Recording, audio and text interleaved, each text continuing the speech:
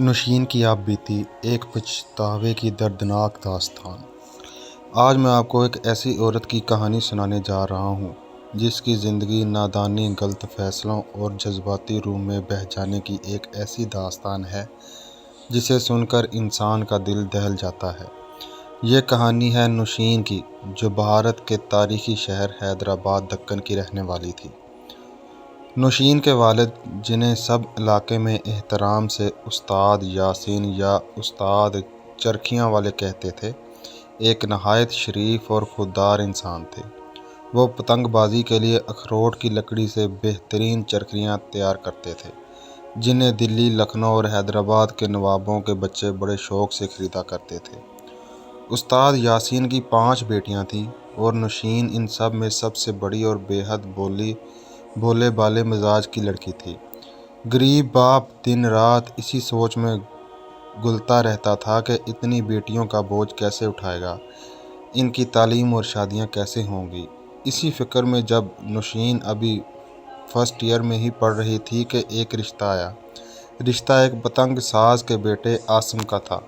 عاصم کے دانت پان سے خراب ہو چکے تھے۔ وہ دن بھر سوتا، ساری رات جاگ کر پتنگیں بناتا، گالیاں دیتا اور شراب پینے کا عادی تھا۔ نوشین کی ماں اس رشتے پر راضی نہ تھی، لیکن باپ نے اپنے کندھوں کا بوجھ ہلکا کرنے کی خاطر نوشین کا ہاتھ عاصم کے ہاتھ میں دے دیا۔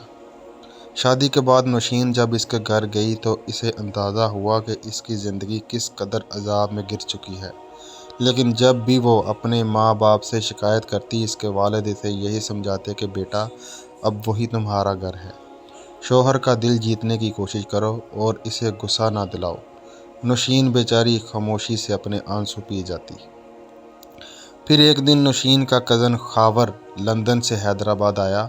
وہ عمر میں نوشین سے کوئی 12-14 سال بڑا تھا اور اسے چھوٹی بہنوں کی طرح پیار کرتا تھا۔ ایک شام جب وہ نوشین سے ملنے آیا اور نوشین کے شوہر نے دیکھا کہ وہ اس کے سر پر شفقت سے ہاتھ رکھ رہا ہے تو عاصم کے اندر کا شکی انسان جاگ اٹھا۔ اسی رات جب خاور نوشین کو موٹر سائیکل پر اس کے سسرال چھوڑنے گیا تو عاصم نے دیکھ لیا۔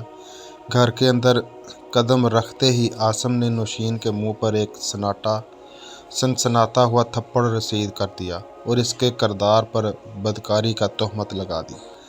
نوشین، جو ہمیشہ ڈر ڈر کر جیا کرتی تھی، اس دن اپنی عزت نفس پر لگنے والے الزام کو برداشت نہ کر سکی۔ جذبات کی شدت میں اس نے بھی عاصم کو آگے سے کرارا جواب دے دیا۔ اس بات پر عاصم نے طیش میں آ کر فوراً اسے گھر سے دھکے دے کر نکال دیا اور طلاق دے دی۔ استاد یاسین یہ صدمہ برداشت نہ کر سکے اور پورے خاندان میں ایک کو مچ گیا۔ خاور کو جب پتہ چلا کہ اس کی محض گھر چھوڑنے کی وجہ سے نوشین کا گھر اجڑ گیا ہے تو اسے شدید ندامت ہوئی۔ اس نے فوراً برطانیہ واپسی کا ارادہ کیا، لیکن جاتے جاتے نوشین کے والد سے کہا، تایا جان، آپ فکر نہ کریں، اس کی عدت پوری کروائیں، اللہ کوئی اچھا سبب بنا دے گا۔ برطانیہ پہنچ کر خاور نے نوشین سے فون پر رابطہ شروع کر دیے۔ وہ اسے سنبھالا دیتا، ہنسانے کی کوشش کرتا اور برطانیہ کے حسین موسموں اور زندگی کی باتیں سناتا۔ رفتہ رفتہ جب نوشین کی عدت پوری ہوئی تو خاور نے شادی کی پیشکش کر دی۔ اصل میں خاور کی پہلی بیوی سائرہ سے 14 سال کی شادی کے بعد بھی کوئی اولاد نہیں تھی اور ان دونوں نے مل کر یہ منصوبہ بنایا تھا کہ وہ کاغذی طور پر طلاق دکھا کر نوشین سے شادی کریں گے تاکہ گھر میں اولاد کی خوشی آ سکے۔ نوشین کے والدین نے بھی سوچا کہ ایک طلاق یافتہ لڑکی کے لیے اس سے بہتر رشتہ کیا ہو سکتا ہے جو اسے برطانیہ لے جائے گا۔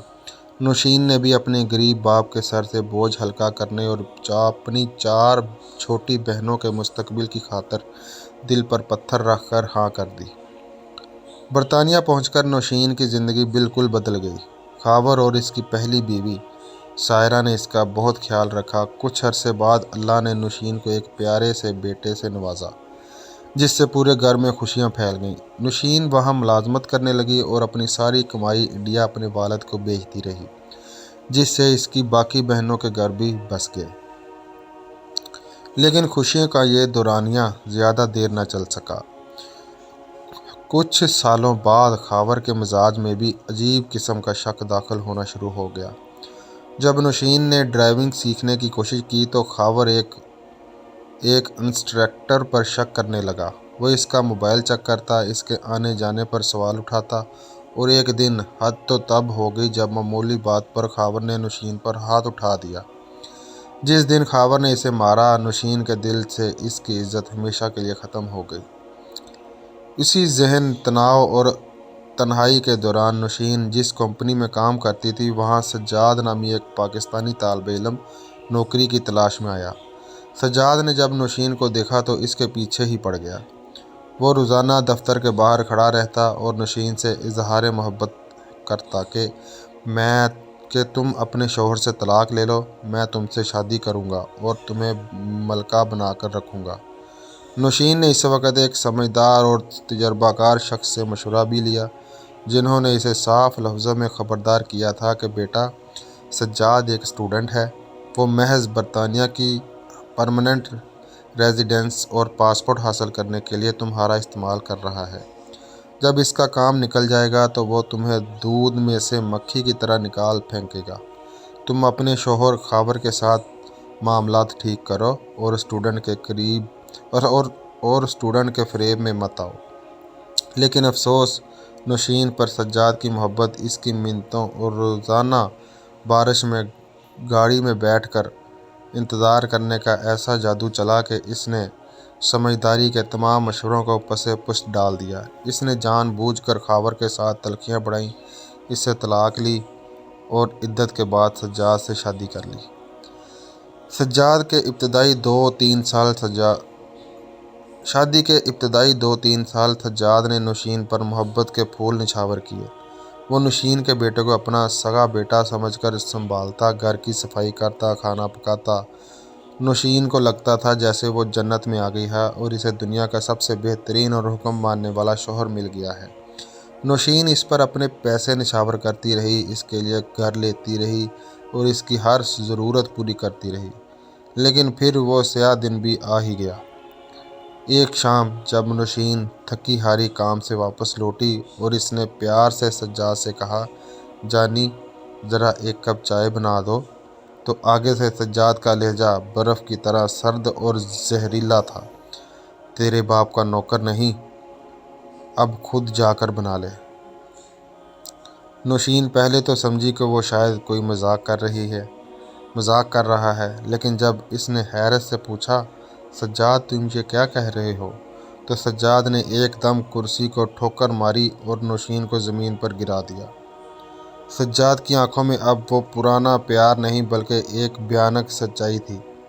اس نے غرور سے کہا، سن عورت، میری فائل منظور ہو گئی ہے اور مجھے برطانیہ کا انڈیفینٹ سٹیٹس مل گیا ہے۔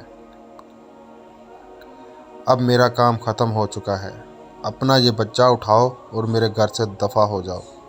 نوشین کے قدموں سے تلے سے زمین نکل گئی۔ وہ روتی ہوئی سجاد کے پیروں میں گر گئی۔ خدا کا واسطہ ہے سجاد، تم یہ کیا کہہ رہے ہو؟ کیا تمہاری وہ تمام محبتیں، وہ قسمیں، وہ وعدے صرف ایک کاغذی پاسپورٹ کے لیے تھے؟ سجاد نے بے رحمی سے اس کے ہاتھ جھٹک دیے اور بولا، ہاں، میں نے صرف برطانیہ کی نیشنلٹی کے لیے تجھ جیسی دوبارہ طلاق یافتہ عورت سے شادی کی تھی۔ تم ایک احمق عورت ہو جس نے کاغذی ٹکڑے کے لیے اپنا بسا بسایا گھر اجاڑ دیا۔ پہلی طلاق تمہیں انڈیا میں ہوئی، دوسری طلاق تم نے یہاں لی اور اب یہ تیسری طلاق میں تمہیں دیتا ہوں۔ یہ کہہ کر سجاد نے طلاق کے کاغذات نوشین کے ہاتھ میں تھما دیے اور گھر چھوڑ کر چلا گیا۔ آج نوشین برطانیہ کی سرد راتوں میں تنہا اپنے چھوٹے سے بچے کو سینے سے لگائے دھاڑے مار مار کر رو رہی ہے۔ اس کے پاس پچھتاوے کے سوا کچھ نہیں بچا۔ وہ اب ان باتوں کو یاد کرتی ہے جو سمجھدار لوگوں نے اسے وقت پر کہی تھی، لیکن اب وقت گزر چکا ہے۔ یہ کہانی ہر اس شخص کے لیے ایک بڑا سبق ہے جو عارضی غصے، چمک دمک اور کسی غیر کے جھوٹے پیار کے فریب میں آ کر اپنے ہنستے بستے گھر اور عزت کا جنازہ نکال دیتے ہیں۔ گھر کے جھگڑے جتنے بھی بڑے کیوں نہ ہوں، انہیں اپنے گھر کی چار دیواری میں ہی بیٹھ کر حل کر لینا چاہیے۔